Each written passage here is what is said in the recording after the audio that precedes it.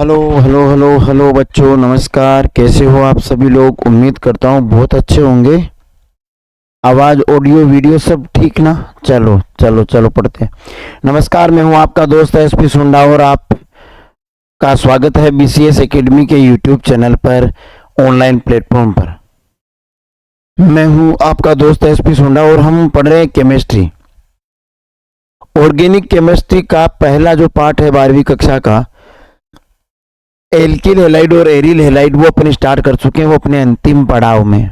पिछले वीडियो में अपने पढ़ा एरिल हैलाइडों की फिजिकल प्रॉपर्टीज और स्टार्ट करी थी केमिकल प्रॉपर्टीज, जिसमें पहली प्रॉपर्टी यानी पहला रासायनिक गुण कि जो एरिल हैलाइड है वो नाभिक स्नेही प्रतिस्थापन अभिक्रियाएं क्यों नहीं देते, और देते हैं तो किन कंडीशंस में देते हैं, वो अपन ने पढ़ लिया है।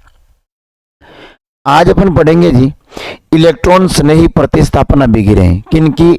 एरिल हैलाइडों की। अब देखो, नाभिक स्नेही अपन किसको कहते हैं? जिसपे चार्ज माइनस होता है।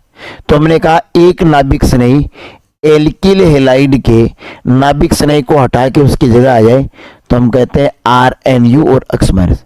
इनको अपन ने SN1 SN2 करके पढ़ा। ये नाभिक स्नेही थे। इलेक्ट्रॉन स्नेही वो होते हैं जिनपे चार्ज खुद पे प्लस होता है।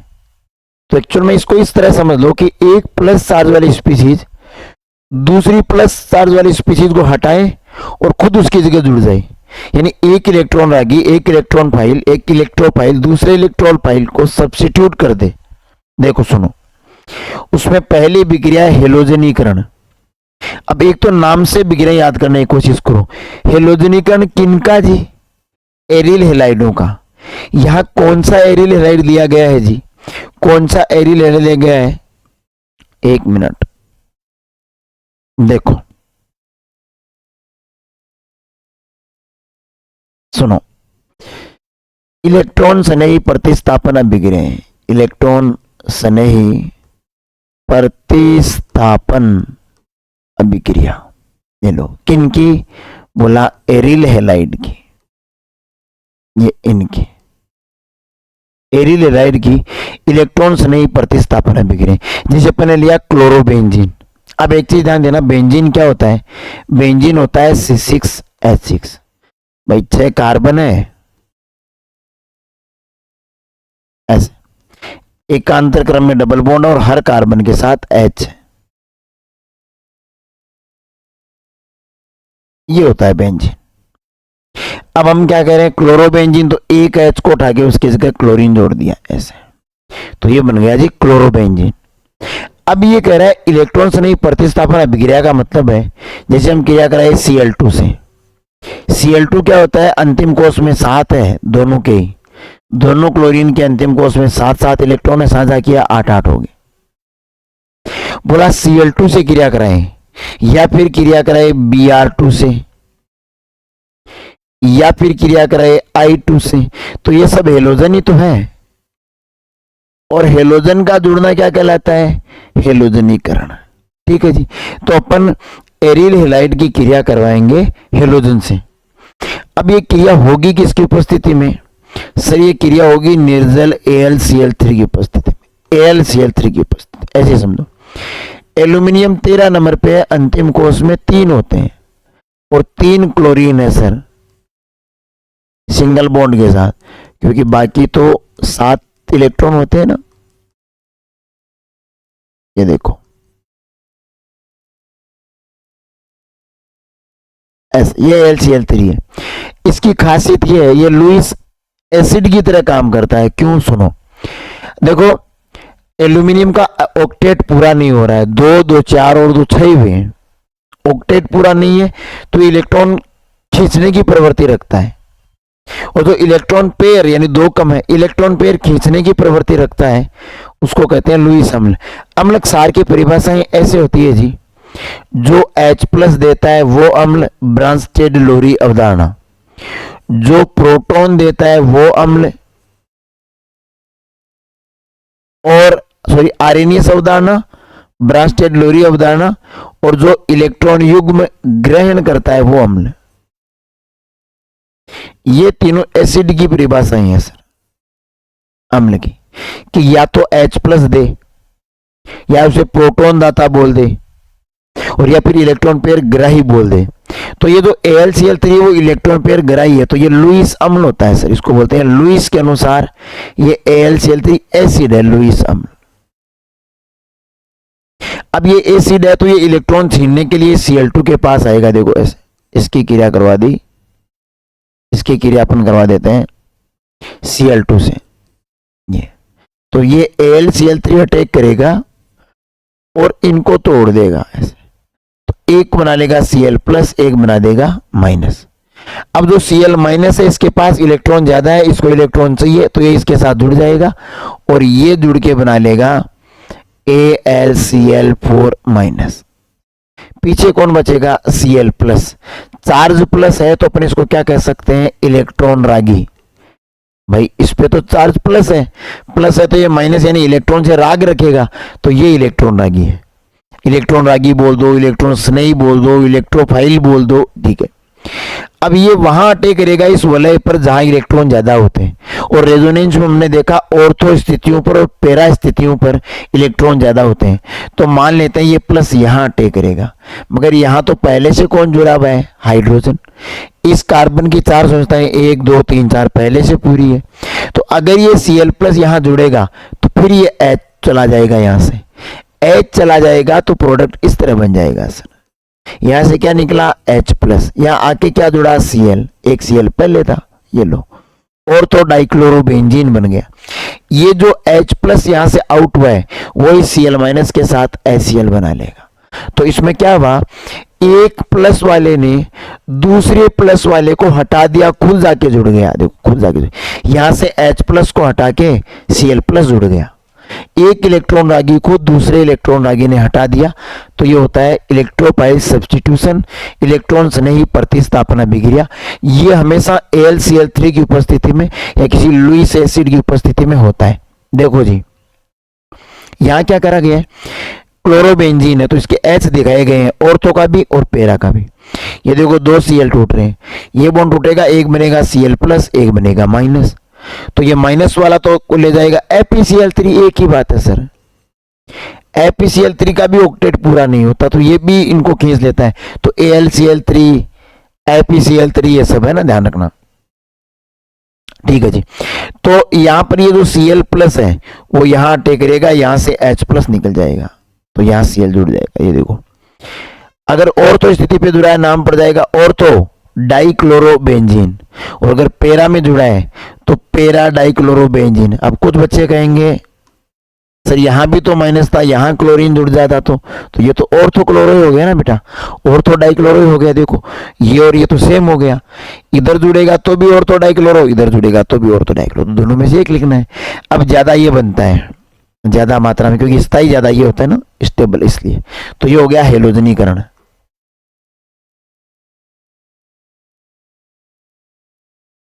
ठीक है जी,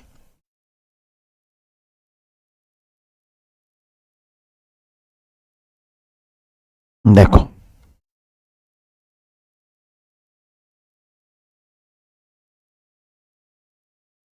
सुनना सर,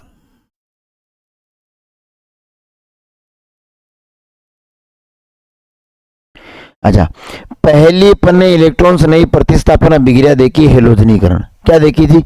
हेलोजनीकरण, जिसमें क्या किया अपन ने, ये जो बेंजीन है क्लोरोबेंजीन, इसकी क्रिया Cl2 से करवाई, तो ये Cl एक बना प्लस एक बना माइनस, AlCl3 की उपस्थिति में करा दी या FeCl3 की उपस्थिति, कोई सा भी ले लो। तो ये जो प्लस है वो यहाँ अटैक करेगा ऑर्थो पे, यहाँ अटैक करेगा पैरा पे, दो टाइप के प्रोडक्ट बन गए। अगला है नाइट्रोकरण, नाइट्रीकरण या नाइट्रोकरण। ये नाइट्रोकरण कैसे होता है वो सुनना थोड़ा सा। देखो HNO3 की स्ट्रक्चर ये होती है सर, ये नाइट्रिक अम्ल की स्ट्रक्चर है ये।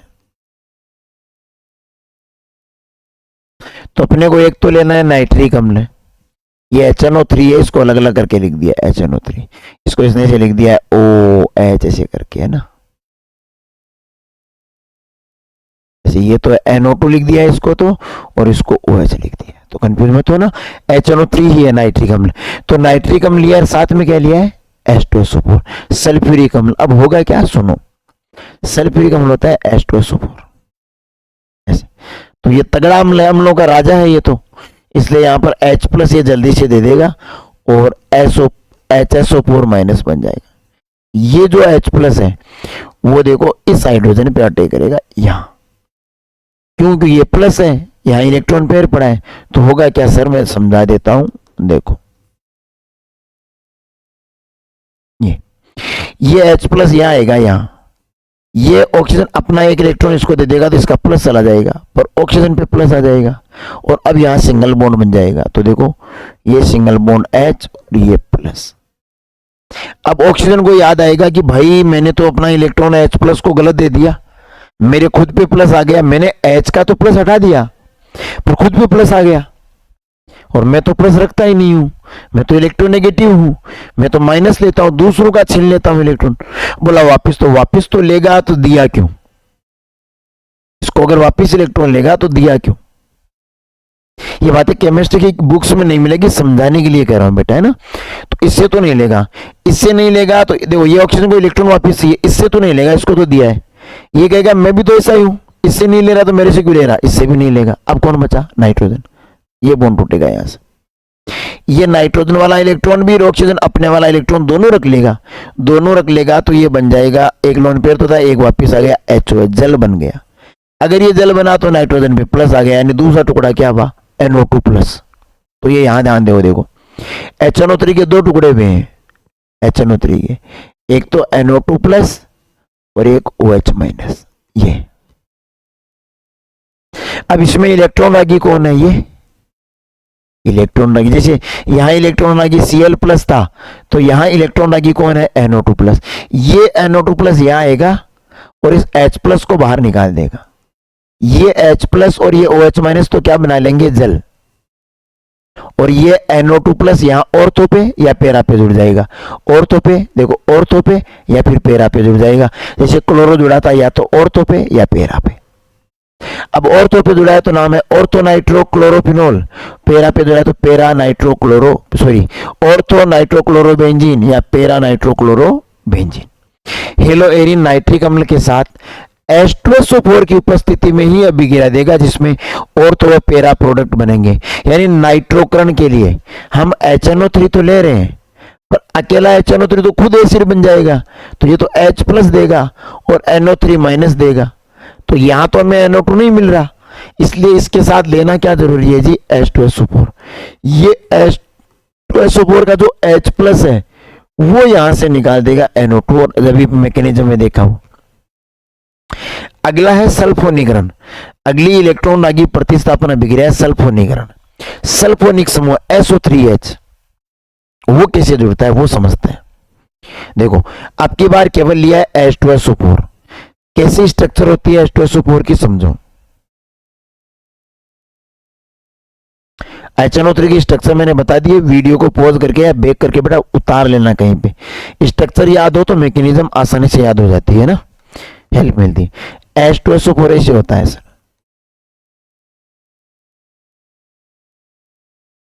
ये होता है H2SO4। ऑक्सीजन के पास दो दो लोन पेयर है, ये लो, ये H2SO4 है सल्फ्यूरिक अम्ल। अब ये कह रहा है कि अगर अपन H2SO4 ले और उसकी अभिक्रिया करें क्लोरोबेंजीन से, तो सुनना सर H2SO4 तो H प्लस और HSO4 माइनस देता है ना, ये SO3H क्यों दे रहा है यहां पर? ये मैकेनिज्म से समझ आएगा। एक सल्फ्यूरिक अम्ल है, दूसरा सल्फ्यूरिक अम्ल है, भाई खूब सारे अणु होंगे सल्फ्यूरिक अम्ल के, तो एक सल्फ्यूरिक अम्ल तो ये रहा, दूसरे सल्फ्यूरिक अम्ल ने क्या दिया? H plus. ध्यान से सुनना भाई, खूब सारे सल्फ्यूरिक अम्ल है, अभिक्रिया करवा रहे हैं तो कोई भी एक सल्फ्यूरिक अम्ल पहले H प्लस बनाएगा। H प्लस को तो ऑक्सीजन दिखना चाहिए, उसमें लोन पेयर बेटा जाते क्या, भाई दे दे यार, भाई जी दे दे, इलेक्ट्रॉन दे दे, तो किसी और H2SO4 का H प्लस यहां टेक कर रहा है सर, यहां, और क्या करेगा? ये H प्लस अगर यहां आया तो ये ऑक्सीजन अपना एक इलेक्ट्रॉन इसे दे देगा, तो इसका प्लस तो चला जाएगा और ऑक्सीजन में प्लस आ जाएगा और यहां सिंगल बॉन्ड बन जाएगा। फिर ऑक्सीजन को याद आएगा कि भाई जी गलत हो गया, मेरे पे तो प्लस आ गया, तो H से तो लेगा नहीं, ये H कहेगा मैं भी वैसा ही हूं, तो इधर से छीनेगा, तो ये क्या बन गया? H2O। और सल्फर से इलेक्ट्रॉन छिन गया तो ये बन गया प्लस। अब पीछे क्या बचा, SO3H, SO3H, और ये प्लस चार्ज सल्फर पे है, ये है इलेक्ट्रॉन रागी प्लस वाला, ये इलेक्ट्रॉन रागी। और ये इलेक्ट्रॉन रागी बेंजीन वाले की ऑर्थो और पैरा के हाइड्रोजन को हटा देगा, H प्लस बना के हटा देगा। तो SO3H प्लस ने H प्लस को हटा दिया तो इलेक्ट्रॉन रागी प्रतिस्थापन हो गया। या तो ऑर्थो पे SO3H जुड़ेगा या पैरा पे जुड़ेगा। ये मैकेनिज्म थोड़ी समझ लेना। देखो, तो ऑर्थो क्लोरोबेंजीन सल्फोनिक अम्ल और पैरा क्लोरोबेंजीन सल्फोनिक अम्ल। हेलोएरिन केवल सल्फ्यूरिक अम्ल के साथ अभिक्रिया करेंगे तो ऑर्थो पैरा उत्पाद का निर्माण करते हैं। याद रखना, अकेला H2SO4 हो तो सल्फोनीकरण, साथ में HNO3 हो तो नाइट्रोकरण, है ना। ठीक है जी, ये चीजें थोड़ी याद रखना।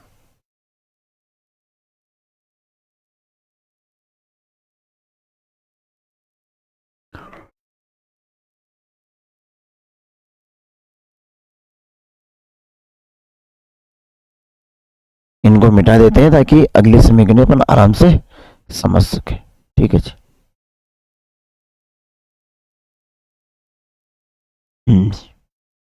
अगली एक महत्वपूर्ण अभिक्रिया है सर, नेम रिएक्शन है, एग्जाम की दृष्टि से बहुत महत्वपूर्ण है, फ्रीडल क्राफ्ट अभिक्रिया। और फ्रीडल क्राफ्ट अभिक्रिया कई पार्टों में, हर लगभग हर ऑर्गेनिक के पार्ट में तुम्हें मिल जाएगी।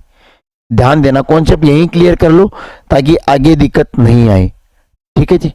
देखो जी, फ्रीडल क्राफ्ट अभिक्रिया के दो प्रकार है सर, एक तो है एल्किलीकरण और एक होता है एसिलीकरण। ये दोनों ही फ्रीडल क्राफ्ट अभिक्रिया के टाइप हैं। दो तरीके से होती है फ्रीडल क्राफ्ट अभिक्रिया। देखो नाम पे ध्यान दो, हेलोजनीकरण में हेलोजनों से क्रिया करवाई, Cl2 Br2 I2 से। सल्फोनीकरण में सल्फोनिक समूह जुड़ा, नाइट्रोकरण में नाइट्रो समूह जुड़ा। तो एल्किलीकरण में एल्किल समूह जुड़ेगा। एल्किल कौन, CH3 methyl, CH3 CH2 ethyl, जिनके नाम के लास्ट में ल आ रहा है, मेथिल एथिल प्रोपिल ब्यूटिल, ये सब क्या है, एल्किल। तो एल्किल समूह अगर जुड़ रहा है तो एल्किलीकरण, और एसिल समूह जुड़े तो एसिलीकरण में समझाता हूं। अगर अपन बेंजीन वलय ले, एल्किल हेलाइड ले और एल्किलीकरण करना है तो अपन एल्किल हेलाइड ले लेते हैं CH3Cl, इससे क्रिया करवा देते हैं, वही निर्जल AlCl3 की उपस्थिति में। AlCl3 क्या है, लुईस एसिड, लुईस के अनुसार एसिड है। ये इलेक्ट्रॉन खींचेगा, ये उस चीज को खींचेगा जिसके पास इलेक्ट्रॉन ज्यादा है। तो ये अटैक करेंगे यहां पर, यहां अटैक करेंगे, जिसके दो टुकड़े बनेंगे, CH3 प्लस और Cl माइनस। Cl माइनस को तो ये ले जाएगा, पीछे क्या बचा, CH3 प्लस, जिसपे प्लस चार्ज हो उसको क्या कहते हैं, इलेक्ट्रॉन रागी, इलेक्ट्रोफाइल। ये इलेक्ट्रोफाइल या तो ऑर्थो पे अटैक करेगा या पैरा पे अटैक करेगा।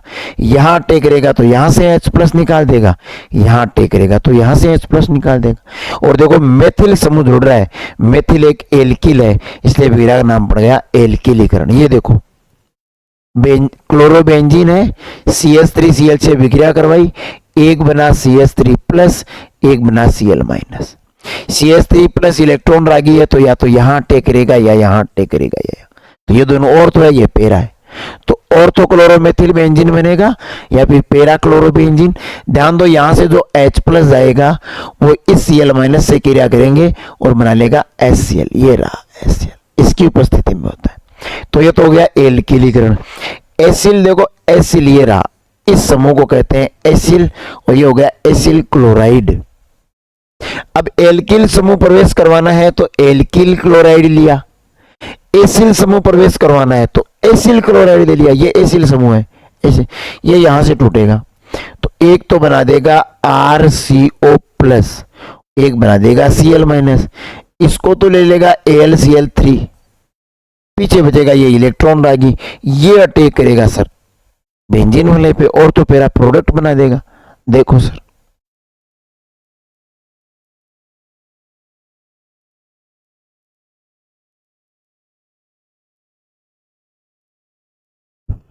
मैकेनिज्म दे रखिएगा, चलो मैकेनिज्म भी करवा देता हूँ।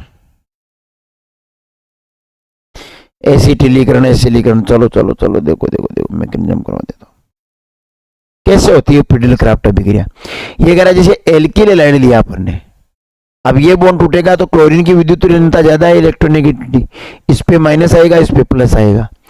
AlCl3 पे प्लस क्यों दिखा रहा है? क्योंकि ये अपूर्ण अष्टक का यौगिक है, इसका ऑक्टेट पूरा नहीं होता, बताया था ना।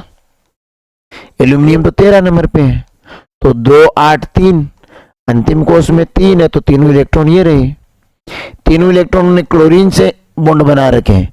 AlCl3 बन गया, मगर 2 2 4 2 6, तो वे ऑक्टेट नहीं है, एक तरह से इलेक्ट्रॉन की कमी है, इसलिए प्लस दिखाया है यहाँ पर। तो ये Cl इसके साथ जुड़ेगा तो AlCl4 माइनस बन गया, पीछे CH3 प्लस, जिसे अपने इलेक्ट्रॉन रागी कह रहे हैं, ये बन गया। अब ये इलेक्ट्रॉन रागी अटैक करेगा इस कार्बन पे, ये H प्लस के रूप में बाहर निकाल देगा, तो ये लो, वही CH3 पैरा पे करेगा तो ये बन जाएगा। AlCl4 से वापस H प्लस क्रिया करेगा तो HCl, ये उत्प्रेरक होता है, कैटेलिस्ट। कैटेलिस्ट अभिक्रिया में स्वयं तो भाग लेता ही नहीं है, अभिक्रिया को करवाने में केवल हेल्प करता है, तो कैटेलिस्ट वापस अपने रूप में आ गया यार, HCl प्राप्त हो गया। एसिटिलीकरण में देखो, एसिटिल समूह HCl समूह जोड़ दिया, ये बॉन्ड यहां से टूटेगा, यहाँ प्लस यहाँ पे माइनस, माइनस वाला तो AlCl3 के साथ जुड़ जाएगा, और ये प्लस वाला ऑर्थो या पैरा पे अटैक करेगा, और ये प्रोडक्ट बनेगा ऑर्थो क्लोरो एसिटोफिनॉल और पैरा क्लोरो एसिटोफिनॉल। क्या लिखा है जी? हो गया। हेलोइरिन एसिटिल क्लोराइड के साथ निर्जल AlCl3 की अभिक्रिया करके ऑर्थो पैरा प्रोडक्ट बनाता है, ये लो जी, ठीक है जी। तो अपन ने सर एरिल हैलाइड की दूसरी अभिक्रिया भी कर ली है। पहली कौन सी? नाभिक स्नेही प्रतिस्थापन अभिक्रियाओं के बारे में पढ़ा, फिर इलेक्ट्रॉन स्नेही प्रतिस्थापन अभिक्रियाओं के टाइप पढ़े, कौन कौन से? हेलोजनीकरण, नाइट्रोकरण, सल्फोनीकरण और फ्रीडल क्राफ्ट। फ्रीडल क्राफ्ट के 2 टाइप पढ़े, एसिटिलीकरण यानी एसिलीकरण और एल्किलीकरण, ठीक है जी। देखो अब तीसरा प्रकार है, एरिल हैलाइडों की जो अभिक्रियाएं हैं उनका अपन तीसरा प्रकार पढ़ रहे हैं। तीसरा प्रकार देखो जी, इसमें धातुओं से क्रिया, किनकी? एरिल हैलाइडों की। ये एरिल हैलाइड है, धातु जैसे Na से क्रिया करवा दे।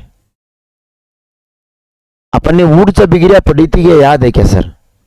जैसे अपन ने कहा ये आरक्स, इसकी क्रिया Na से करवाते हैं, तो बोला 2 आरक्स लेने पड़ेंगे, तो साहब 2 Na लेने पड़ेंगे। ये देखो NaX, ये भी NaX, ये RR आपस में जुड़ जाएंगे, तो ये एल्केन बन जाएगा। इसी को अपन ने क्या नाम दिया था? वुड्स अभिक्रिया। तो एल्किल हैलाइड की धातु से क्रिया तो थी वुड्स अभिक्रिया, और एरिल हैलाइडों की अभिक्रिया कहलाएगी फिटिंग अभिक्रिया। पहले ये समझाता हूं, सुनना। देखो जैसे ये अपने एक एरिल हैलाइड को आडा पटक देते हैं, आडा समझते हो, सुला दिया, ये लो, साथ में एक Na लेंगे तो NaCl तो निकल जाएगा, पर बेंजीन अकेला बच जाएगा, ये अधूरा सा बचेगा। इसलिए इसके साथ मैं एक काम करता हूं, एक और ले लेता हूं, सॉरी, एक Na और लिया, और इसके साथ एक क्लोरोबेंजीन, देखो ये और ले लिया, ये लो, 2 क्लोरोबेंजीन लिए सर अपन ने, 2 क्लोरोबेंजीन लिए और 2 Na ले लिए। इसको एक साथ लेके तो ऐसे लिख देंगे, क्लोरोबेंजीन कितने लिए? 2, Na भी कितने लिए? 2, ये लो। शुष्क ईथर की उपस्थिति में होता है ये अभिक्रिया, ठीक है जी, शुष्क ईथर की प्रेजेंस में होती है। तो होगा यहां से NaCl और यहां से भी NaCl। अब ये दोनों वाले एक साथ जुड़ जाएगी सर, ऐसा ऐसा। तो इस अभिक्रिया को कहते हैं फिटिंग अभिक्रिया। क्या कहते हैं? एल्किल हैलाइड की सोडियम धातु से क्रिया वुड्स अभिक्रिया, एरिल हैलाइड की सोडियम धातु से क्रिया फिटिंग अभिक्रिया, और एल्किल हैलाइड और एरिल हैलाइड की सोडियम धातु से क्रिया वुड्स फिटिंग अभिक्रिया, वुड्स फिटिंग अभिक्रिया। करते हैं, चलो ये भी करते हैं। देखो कॉन्सेप्ट पकड़ोगे ना, समझने रिलेटेबल है सर आपस में। देखो हम ले रहे हैं आरक्स, इसकी क्रिया करवाई Na से, तो हमें लेने पड़े 2 आरक्स और 2 Na। इनने क्रिया की तो हमें प्राप्त हो गया जी 2 तो प्राप्त हो गए NaX और 1 प्राप्त हो गया RR, जिसे अपन बोल रहे थे एल्केन। और शुष्क ईथर की उपस्थिति में अभिक्रिया हो रही थी सर, इसको नाम दिया अपन ने वुड्स अभिक्रिया। बोला ठीक है। फिर हमने कहा ARX और इसकी क्रिया करवा दी फिर Na से, वही 2 ARX लेने पड़े हमें। ARX यानी बेंजीन वाले, तो यहां से NaX, यहां से NaX और AR को जोड़ दिया, 2 वलय को जोड़ दिया, ये लो, और 1 बन गया, यहां 2 यहां पर बन गए NaX। इसको नाम दे दिया अपने फिटिंग अभिक्रिया। अब क्या करते हैं जी, धातु तो सोडियम ही रखते हैं, एक तो ले लेते हैं RX और इसके साथ 1 Na ले लेते हैं, एक ले लेते हैं सर ARX, ये लो, तो NaX और NaX तो वही बन गया, मगर अब की बार R और AR जुड़ जाएगा आपस में, वही शुष्क ईथर R और AR, ये लो जी। इसको बोलते हैं वुड्स फिटिंग अभिक्रिया। सोडियम धातु की ये अभिक्रियाएं हैं, पर सोडियम एल्किल हैलाइड से तो वुड्स अभिक्रिया, एरिल हैलाइड से तो फिटिंग अभिक्रिया, एक एरिल और एक एल्किल हैलाइड से तो वुड्स फिटिंग अभिक्रिया। देखो समझाता हूं,